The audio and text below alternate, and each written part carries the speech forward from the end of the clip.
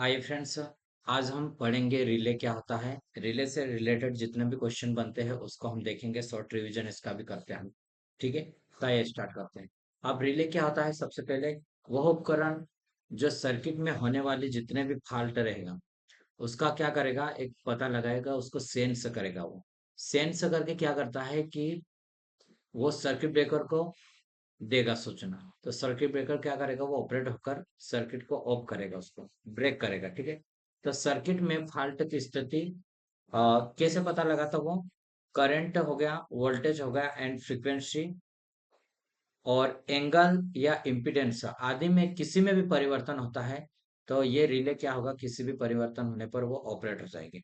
ठीक है, ये ऑपरेट होने पर क्या होगा कि ये हमारे पास ऑपरेट हो जाएगी, तो ये सूचना फिर सर्किट ब्रेकर को देगी। ठीक है, ये इस प्रकार से बस बार से ये जुड़ा है। ठीक है, हमारे पास ये ट्रिपिंग कॉइल हो गई। ठीक है, और ये ट्रिपिंग कॉइल हमारे पास ये है, और जैसे यहाँ पर रिले लगा रहेगा, रिले ऑपरेट होगा तो इसको क्या करेगी, खींचेगी इधर, तो ये यहाँ पर हो जाएगा शॉर्ट सर्किट। शॉर्ट सर्किट होने पर ये ट्रिपिंग कॉइल फिर किस में काम करेगी, ये कार्य करेगी ये SF6 गैस। ठीक है, ये ऑन है, पहले ये चिपकी हुई रहेगी ऐसी। ठीक है, आपस में रहेगी। उसके बाद जैसे ये हुआ तो पूरा के पूरा यहाँ पे सर्किट बहना, और यहाँ पे भी मैग्नेट उत्पन्न होगा, इसको खींच लेगी फिर। ठीक है, तो वापस ये ऑफ हो जाएगी। ठीक है, इस प्रकार से ये काम करता है ट्रिपिंग कोई। ठीक है, अब ऑपरेटिंग के आधार पर रिले के कितने प्रकार के रहते हैं वो देखते हैं हम। ठीक है, electromagnetic alternative relay, attractive relay, attractive relay. ठीक है, इलेक्ट्रोमैग्नेटिक एट्रैक्टिव रिले और इलेक्ट्रोमैग्नेटिक इंडक्टेंस रिले है, ये दूसरी हो गई। और ये तीसरी हमारे पास इलेक्ट्रोमैग्नेटिव एट्रैक्शन रिले। तो ये तीन रिले है हमारी, ये ऑपरेटिंग के आधार पर हो गए सिद्धांत के। ठीक है, तो इसको देखते हैं अभी। देखो, ये इस प्रकार से इसको भी देख सकते हैं आप, ये डायग्राम में है। ठीक है, अब हम देखते हैं इसमें कि किस प्रकार से ये काम करेगी। ठीक है, तो देखो क्या है, यह रिले AC और DC दोनों पर काम करती है, और इसमें विद्युत चुंबकीय आकर्षण के सिद्धांत का यूज कर रहे हैं हम, उपयोग करते हैं। और रिले कोयल में निर्धारित मान से जैसे धारा बढ़ जाती है तो वो रिले कैसे चुंबकीय कोयल होकर प्लंजर को आकर्षित करेंगे। ठीक है, कौन सा प्लंजर है, ये वाला जो अभी मैंने आपको बताया था, ये वाला प्लंजर इसको आकर्षित कर लेगी, इस प्लंजर को। ठीक है, उसके बाद वो ऑपरेट, हमारा सर्किट ब्रेकर भी ऑपरेट हो जाएगा। यह सर्किट ब्रेकर ट्रिप को बंद कर देता है। ठीक है, नेक्स्ट क्या है, इलेक्ट्रोमैग्नेटिक इंडक्शन रिले, विद्युत चुंबकीय प्रेरण के सिद्धांत पर एक काम करेगी। ये प्राइमरी रिले है और ये सेकेंडरी रिले। ठीक है, ये प्राइमरी रिले देखो सर्किट से हमारी, ये CT से मतलब करंट ट्रांसफार्मर से जुड़ी है, जो कि लो वोल्टेज देता है। ठीक है, ठीक है, करंट कम लेंगे हम यहाँ से। उसके बाद ये हमारे पास जुड़ा है ट्रिपिंग कॉइल से, सेकेंडरी। सॉरी, आगे हम बढ़ते हैं, कुछ और इम्पोर्टेंट पॉइंट्स को देखते हैं। देखो कि फंक्शन के आधार पर क्या है, फंक्शन कार्य के आधार पर ओवर वोल्टेज रिले, तो ये क्या है कि ओवर वोल्टेज ज्यादा ज्यादा होगा तो ये ऑपरेट होगी। तो ये ओवर वोल्टेज रिले हम बोलते हैं उसको। ओवर करंट रिले, ये रिले करंट का निर्धारित मान से जैसे ज्यादा होगा तो ये करंट पे ऑपरेट हो जाएगी। तो ओवर करंट, ओवर वोल्टेज हो गया। फिर डायरेक्शनल पावर और रिवर्स पावर रिले। ठीक है, यह रिले सर्किट में करंट या पावर के प्रवाह की दिशा रिवर्स उल्टी होने पर ऑपरेट होती है। इसका उपयोग अल्टरनेटर में पैरेलल ऑपरेशन और पैरेलल ऑपरेशन के लिए, और रिंग मैन के लिए इंटरकनेक्टेड फीडर में इसका हम यूज करते हैं। ठीक है, डिफरेंशियल रिले वह प्रोटेक्शन जो द समान इलेक्ट्रिकल राशि के सदिश अंतर पर कार्य करता है, डिफरेंशियल प्रोटेक्शन रिले कहलाता है ये। ठीक है, कौन सा रिले कहलाएगा, डिफरेंशियल प्रोटेक्शन रिले हमारा कहलाएगा ये। ठीक है, अब और कुछ इंपॉर्टेंट पॉइंट्स को हम देखेंगे। ये करंट के डिफरेंशियल तथा वोल्टेज के डिफरेंशियल दोनों प्रकार की होती है। इसका उपयोग हम ट्रांसफार्मर में करते हैं, अल्टरनेटर में करेंगे, और फीडर या को अर्थ फाल्ट या शॉर्ट सर्किट फाल्ट से सुरक्षा प्रदान करने के लिए करेंगे, ठीक है। लेकिन ट्रांसमिशन लाइन में इसका यूज नहीं करते, ठीक है। अब नेक्स्ट है डिस्टेंस रिले। डिस्टेंस रिले क्या होता है उसको हम देखते हैं। डिस्टेंस रिले इम्पीडेंस रिले का यूज हम अर्थ फाल्ट और फेज फाल्ट में करते हैं। ट्रेंजनली रिले का यूज हम प्रोटेक्शन ऑफ फीडर के लिए करेंगे। रिले पिकअप मान प्रवर्तक मतलब प्रवर्तक वस्तु को न्यूनतम मान जिस पर रिले प्रचालित होती है उसे रिले पिकअप मान बोलेंगे, ठीक है। जैसे इसका फुल फॉर्म भी पूछ सकता है, IDMT, इसको भी आप ध्यान देना। Inverse definite minimum time leg, ठीक है। इनवर्स मिनिमम टाइम लेग, ठीक है। अब हम आगे बढ़ते हैं कि आगे हम देखेंगे कि इसमें डिस्टेंस रिले क्या होता है। डिस्टेंस रिले देख रहे थे, ठीक है। डिस्टेंस रिले का ऑपरेशन रिले से फाल्ट की दूरी पर निर्भर करता है कि वो दूरी कितने हैं, ठीक है। यदि फाल्ट प्रोटेक्शन जोन के अंदर आता है, जैसे कि ये प्रोटेक्शन जोन के अंदर ये पूरा जोन है, इसमें अगर फाल्ट आता है तो वो ऑपरेट हो जाएगी, ठीक है। फाल्ट ऑपरेशन जोन्स के बाहर होगा तो वो ऑपरेट नहीं होगी, ठीक है। यह रिले का ऑपरेशन वोल्टेज और करंट का अनुपात होता है। कैसा ऑपरेशन?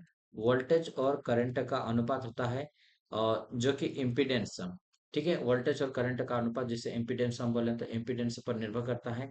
यदि हम निर्धारित यदि इम्पीडेंस से निर्धारित सीमा से कम हो जाता है तो ये रिले कैसा होगा? ऑपरेट होते हैं, ठीक है।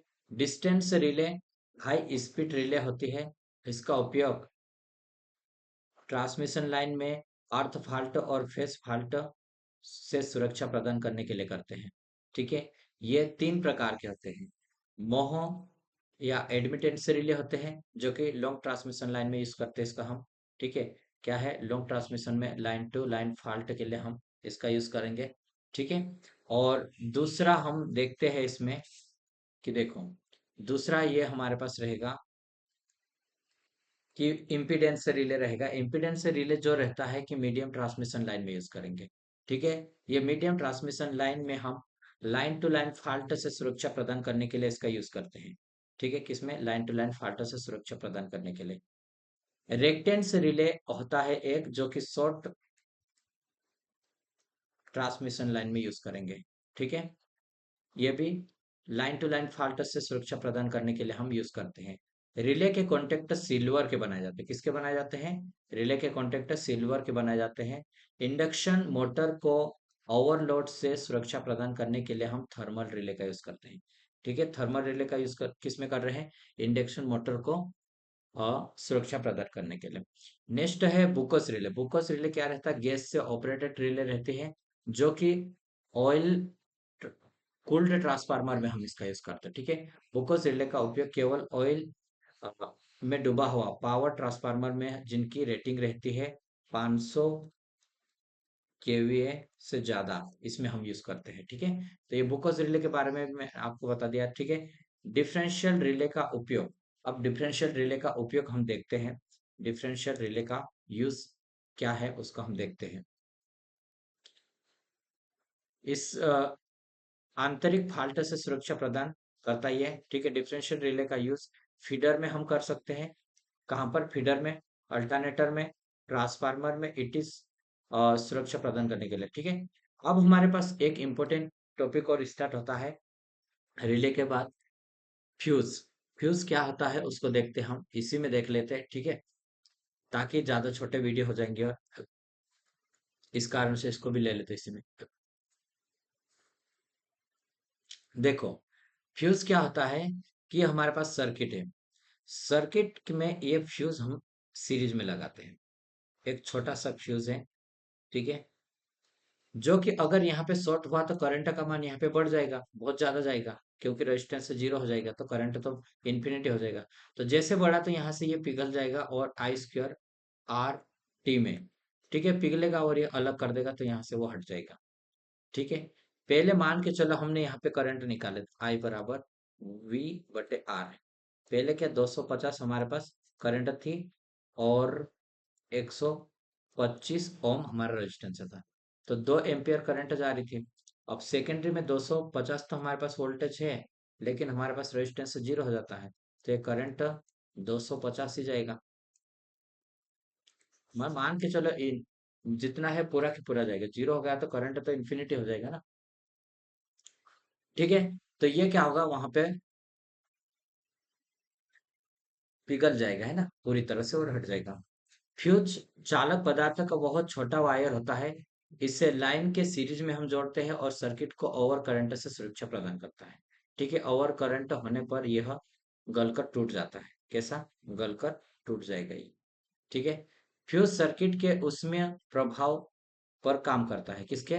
उसमें प्रभाव पर काम करता है फ्यूज सर्किट के। ठीक है, तो ये आप ध्यान देना इसमें कि फ्यूज किस पे काम कर रहा है, उसमें प्रभाव पर।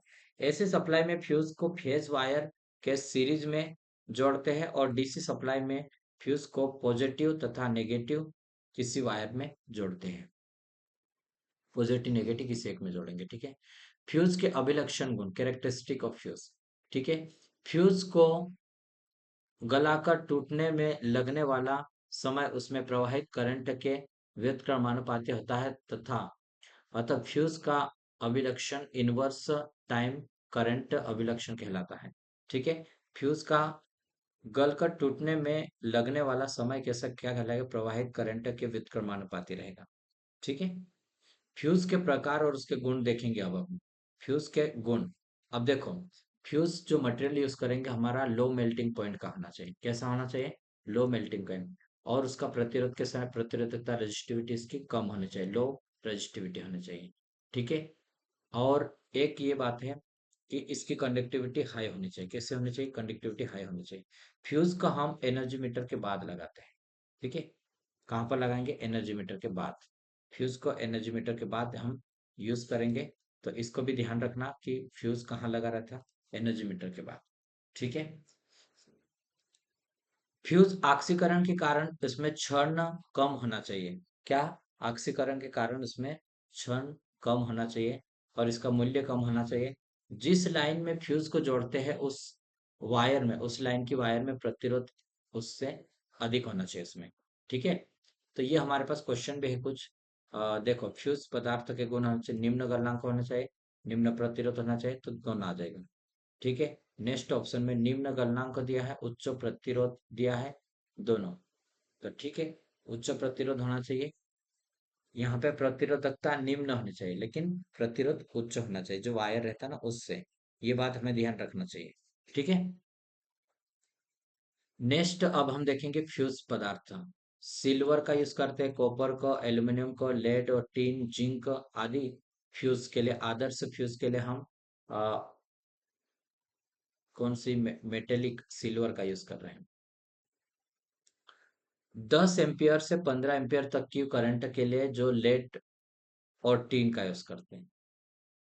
लेड 37% रहता है और जो टीन रहेगा वो 63% इसका यूज करते हैं, मिश्र धातु का। ठीक है, फ्यूज करंट रेटिंग क्या रहती है उसमें? एम्पियर में इसको हम मापते हैं। फ्यूज की क्या रेटिंग है?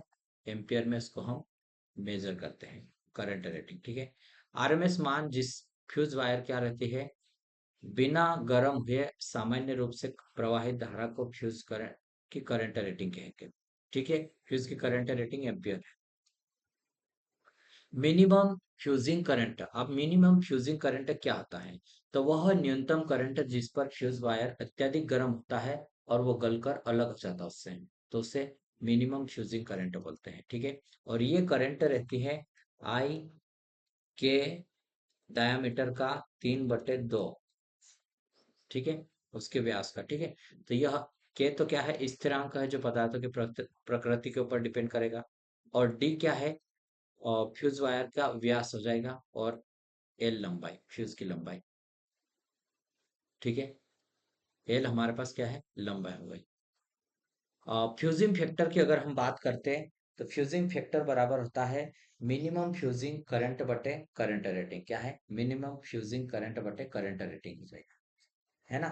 तो ये आप ध्यान देना इसमें, minimum fusing current rating and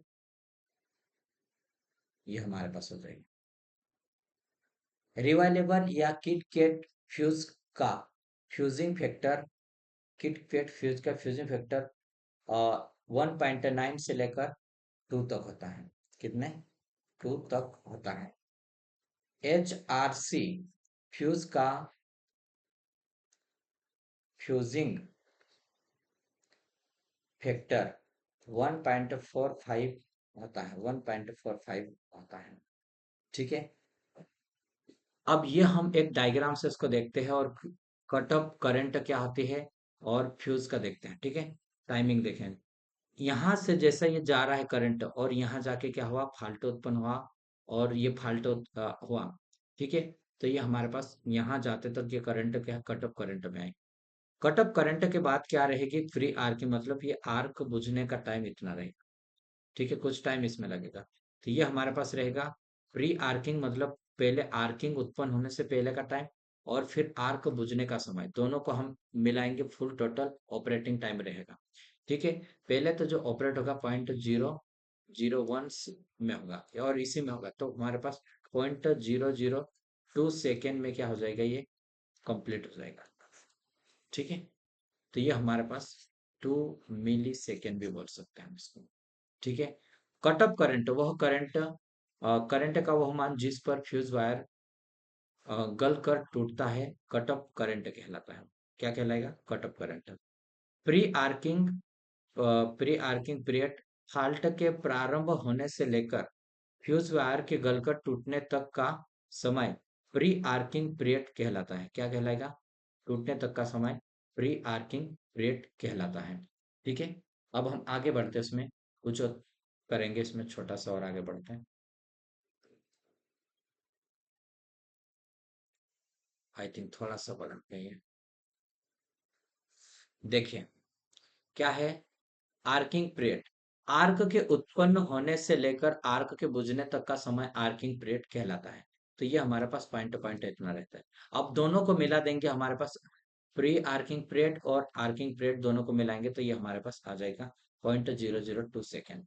ठीक है, 2 मिली सेकेंड भी बोलते हैं, जो कि सर्किट ब्रेकर ऑपरेटिंग टाइम के से ज्यादा रहता है। ठीक है, सर्किट ब्रेकर कैसा ज्यादा टाइम लेगा ऑपरेट होने में, ये। ठीक है, 30 से 50 मिली सेकेंड लेता है ये। ठीक, और ये हमारा 2 से 3 सेकंड तक लेगा, मिली सेकंड। फ्यूज की रेप्चुरिंग या ब्रेकिंग कैपेसिटी रहती है।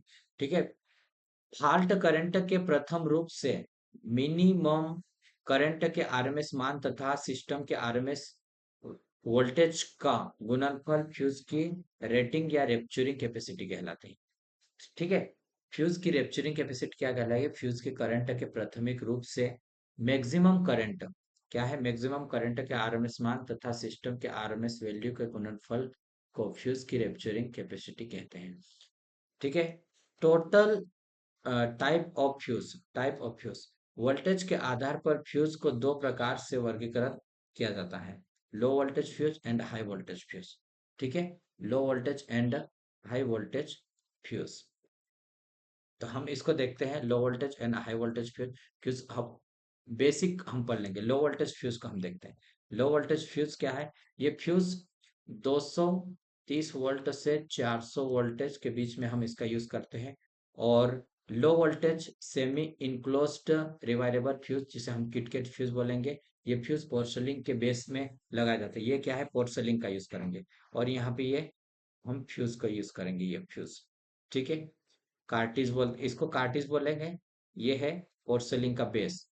ठीक है, तो इस दोनों का नाम भी याद रखें, कार्टिज और पोर्सलिन का बेस। ये गल कर टूटने पर हम इसको क्या करेंगे, बदल सकते हैं, इसमें वायर को, फ्यूज वायर को बदला जा सकता है। लेकिन निम्न दोष इसमें रहता है कि वातावरण के प्रभाव से ऑक्सीकरण के कारण इसमें सर्न रहता है और ये फ्यूज वायर की रेटिंग इसमें परिवर्तित हो सकती है, रेप्चरिंग कैपेसिटी घट जाती है जिसके कारण से। ठीक है, तो अब ये हमें ध्यान देना है कि अलग अलग हमारे पास आ रहा है ये। ठीक है, फ्यूज वायर का गलकर टूटने अ, पर गलत करंट रेटिंग के वायर को भी हम लगा सकते हैं इसमें, तो ये ज्यादा संभावना रहती है इसमें। लो वोल्टेज एचआरसी फ्यूज मतलब हाई रेप्चरिंग कैपेसिटी या कार्टिज फ्यूज रहेगा, उसको देखते हैं हम। ठीक है, ये सेरेमिक का बना हुआ है होता है और इसके बीच में फ्यूज हम सिल्वर फ्यूज का यूज कर रहे हैं और क्वार्ट्ज पाउडर उसके अंदर रखते हैं। और ये जो केप रहती है वो पीतल की केप यूज करते हैं। ठीक है, तो इस फ्यूज में सेरेमिक की नली होती है, इसके अंदर हम सिल्वर वायर को रखकर उसमें क्वार्ट्ज पाउडर भरते हैं और नली पर एक होल करके रखते हैं, जो पतला पेपर लगाते हैं, जो कि कार्टिज कहते हैं, जिसको हम कार्टिज। ठीक है। ओवर करंट प्रवाहित होने पर फ्यूज वायर गलकर टूटता है, तो उत्पन्न आर को उष्मा को क्वार्ट्ज पाउडर अवशोषित करके गलना सको, मतलब उसमें क्या होगा, कम कर देगा उसको। ठीक है। उसके बाद हमें क्या रहेगा कि देखो, उसमें क्या करेगा वो, फिर आर्क को ठंडा करके बुझा देगा। ग्लास की पराविद्युत सामर्थ्य ज्यादा होता है और ये आर्क को दोबारा उत्पन्न होने नहीं देता है। कैसा, आर्क को दोबारा उत्पन्न नहीं होने देगा। इस स्थिति में फ्यूज के अंदर का आयतन बढ़ने से कार्टिज फट जाता है और फ्यूज के खराब होने का पता लग जाता है। ठीक है। इस फ्यूज की रेप्चरिंग कैपेसिटी कैसे हाई रहती है और वायर को चेंज नहीं कर सकते इसमें हम। ठीक है। HRC fuse with tripping device, ये ट्रिपिंग डिवाइस के साथ में एचआरसी फ्यूज का डायग्राम है। ठीक है। अलग अलग इसमें दिया है। कुछ और मैं थोड़े से पॉइंट और बताऊंगा आपको जो है इसमें। ठीक है। इस फ्यूज में सिल्वर फ्यूज वायर का हम और ट्रिपिंग डिवाइस के लिए का उपयोग करते हैं। ट्रिपिंग डिवाइस में केमिकल चार्ज होता है, जो कि फ्यूज वायर के गलकर टूटने पर रासायनिक क्रिया कर के कारण ट्रिपिंग डिवाइस बाहर निकल आता है और यह कंटेक्टर को ऑपरेट करता है, और इसका उपयोग थ्री फेज इंडक्शन मोटर में सिंगल फेज से सुरक्षा प्रदान करने के लिए करते हैं। ठीक है। नेक्स्ट है high voltage fuse. High voltage fuse HRC fuse है। इसमें कुछ नहीं, हाई रेजिस्टेंस टंगस्टन वायर का यूज करेंगे और क्वार्ट्ज और लो वैल्यू रेजिस्टेंस का भी हम यूज करेंगे। दो वायर इसमें जो हाई वोल्टेज रेप्चरिंग के लिए यूज कर रहे हैं। ठीक है। अब हम आगे बढ़ते हैं, कुछ और थोड़ा सा है उसको कर लेते हैं, अभी लाइट भी नहीं आ रही है। ठीक है। तो fuse low voltage SRC fuse के समान होता है, और लेकिन इसमें दो फ्यूज वायर का यूज करते हैं समांतर में जो जुड़ा रहता है। लो वोल्टेज के लिए सॉरी, लो रेजिस्टेंस के लिए सिल्वर वायर का और हाई रेजिस्टेंस के लिए टंगस्टन वायर का यूज कर रहे हैं। ओवर करंट होने पर करंट के कारण सिल्वर वायर पहले गलकर टूटता है। इससे करंट टंगस्टन वायर से प्रवाहित होते हैं और हाई रेजिस्टेंस होने के कारण करंट का कम कर देता है। इससे कि यह गलकर टूटता है तो आर्क कम उत्पन्न होता है और इससे क्वार्ट्ज पाउडर आसानी से बुझ जाता है। ठीक है। इस फ्यूज का यूज हम 33 केवी तक की वोल्टेज के लिए करते हैं। हाई वोल्टेज लिक्विड, मतलब इसमें लिक्विड भरा रहेगा इसको बुझाने के लिए, बाकी कुछ भी चेंजेस नहीं रहेगा इसमें, वही हमारे पास रहेगा। ठीक है। तो अब हम बात करेंगे इसमें कि भाई हमारे पास और कौन कौन से फ्यूज हैं, इसको देख लेते हैं। इसमें सिल्वर फ्यूज वायर के चारों तरफ आर्क बुझाने के लिए लिक्विड का हम यूज करेंगे, और ये 132 केवी के लिए यूज किया जाता है। ठीक है। ड्रॉप्ड आउट फ्यूज रहता है, जो कि ट्रांसफार्मर के इधर ऊपर बाहर लगाया जाता है। ये फ्यूज केवल पोल माउंटेड ट्रांसफार्मर में हम यूज करेंगे। ट्रांसफार्मर की प्राइमरी साइड्स में लगाए जाते हैं। ये साथ बाहर जुड़ा होता है और फ्यूज गलकर टूटते हैं तो वह नीचे गिर जाते हैं, इसलिए ड्रॉप आउट फ्यूज कहते हैं। ठीक है। एमसीबी बोलते हैं जिसको, एमसीबी का full form minimiser circuit breaker होता है। इसका फुल फॉर्म पूछ सकता है आपको। आजकल हम फ्यूज की जगह पर एमसीबी का उपयोग ज्यादा कर रहे हैं। ठीक है।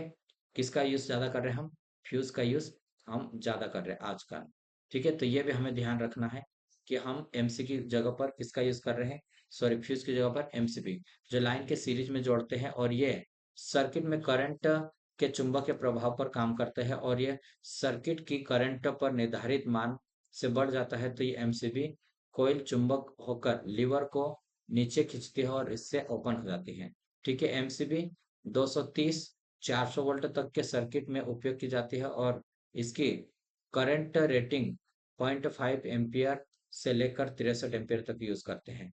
ठीक है। तो ये फ्यूज था, यहाँ से हम सर्ज क्या होता है उसको देखेंगे बाद में, और आगे बढ़ेंगे इससे। ठीक है। लाइटनिंग अरेस्टर क्या क्या होता है ये, और आगे बहुत सारी चीजें और भी है इसमें। ठीक है। तो इसको हम पढ़ेंगे नेक्स्ट वीडियो में। ठीक है। और अभी के लिए इतना ही। अब हम मिलेंगे नेक्स्ट वीडियो में, तब तक के लिए आप हमारे साथ जुड़ सकते हैं। ठीक है। और वीडियो आपको अगर पसंद आता तो अवश्य इस चैनल से जुड़े, लाइक करें, सब्सक्राइब करें, और अपने दोस्त लोग जो इलेक्ट्रिकल से रिलेटेड या आने वाली जितने भी एग्जाम की तैयारी कर रहे हैं उनका मैं नोटिफिकेशन भी टेलीग्राम ग्रुप पे भी डाल रहा हूँ, और उसके बाद हो सके पॉसिबल तो मैं वीडियो भी बनाकर उसमें समझा रहा हूँ। ठीक है, तो वीडियो देखने के लिए धन्यवाद। और वीडियो पसंद आए तो अवश्य एक बार और रिक्वेस्ट करूंगा कि आप हमारे से जुड़ें। ठीक है।